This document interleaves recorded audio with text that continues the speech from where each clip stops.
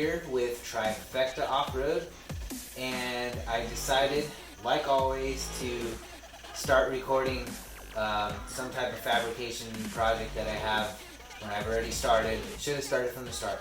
Anyways, got a 2018 Dodge Ram. I love chopping up brand new trucks.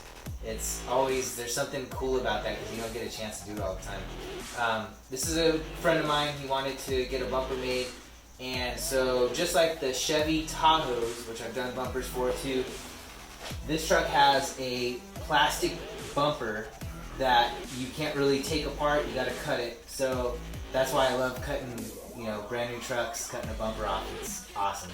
So the best way that I've found to do this, and I've already stated this before in another video, is with blue masking tape or just any masking tape.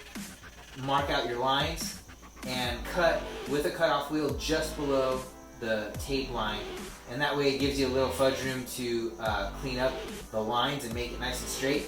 And here is my tip for making straight cuts on plastic bumpers like this.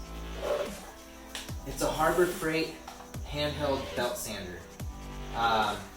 I'm not like a super Harbor Freight guy, but this tool has actually been really useful. I didn't originally plan to buy it for anything having to do with trucks, but it came in handy one day when I did one of these types of bumpers for the first time. So really good tool. If you're doing stuff like this, this is what you got to use to make it nice and straight. I know a lot of people worry about cutting body lines straight. Well, this is how I do it. So anyways, I'll walk you through the build on this. The reason I decided to do the video is because it's a Dodge Ram, and there's not a lot of them out there with bumpers like this, so I figured it might be a good video. So anyways, stay tuned, and I'll kind of walk you through the build here a little bit. I don't like to make them too long. So anyways, stay tuned. We'll get started.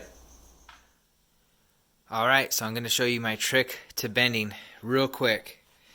I cut this out to 88 inches because that's about the material I needed, enough for a little bit of a cutoff. I measure the center at 44, and on this, usually what I do is I try to get the first bend to be basically right on the outside of whatever the width of the frame is on the truck. So in this case it's 36 inches. I took measurements. It was actually a little less than 36 where I made my mark because of the, like I've said in previous videos, the bend doesn't start at my mark. It starts just a little bit after. So actually it's about 5/8 really. So anyways, I measured out, basically it was like 35 and a half, I think, was what it actually came out to for these marks. Did my bend accordingly, and then, made another mark, measured in from the end on each end to make sure that it was exactly the same. In this case, it was 15 and a half. And then, if you could see here, I measured out the final width of what I want my bumper to be at, where I'm going to do a 45-degree cut.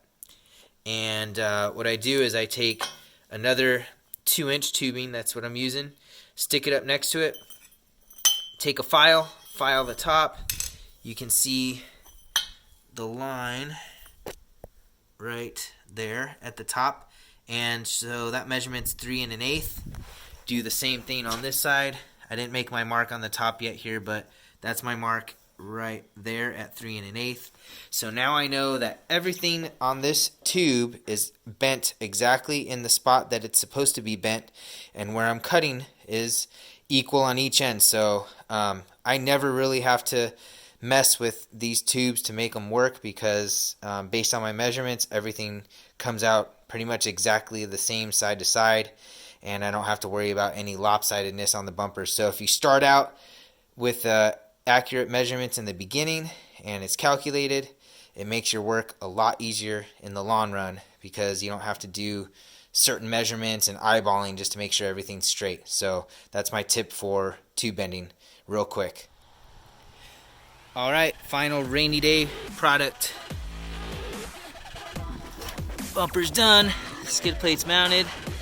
Started using these Allen bolts instead of, I was using some Phillips in the past. They're all stainless steel so it doesn't rust, but yeah, so it just looks better with that. I don't know why I was using the other stuff for so long. But anyways, completed. done. And on to the next. Might have a Jeep coming in next week. Trying to limit all these projects, but it's surprising how many people hit me up on YouTube about these things. I didn't think that would ever happen. So anyways, thank you guys. I appreciate you guys watching. Please subscribe, share. You know, I guess I'll try to get more subscribers. Why not? So thanks guys. Let me know what you guys want to see in the future too. Without your feedback, I don't know what you guys want. All right, take care. See you next time.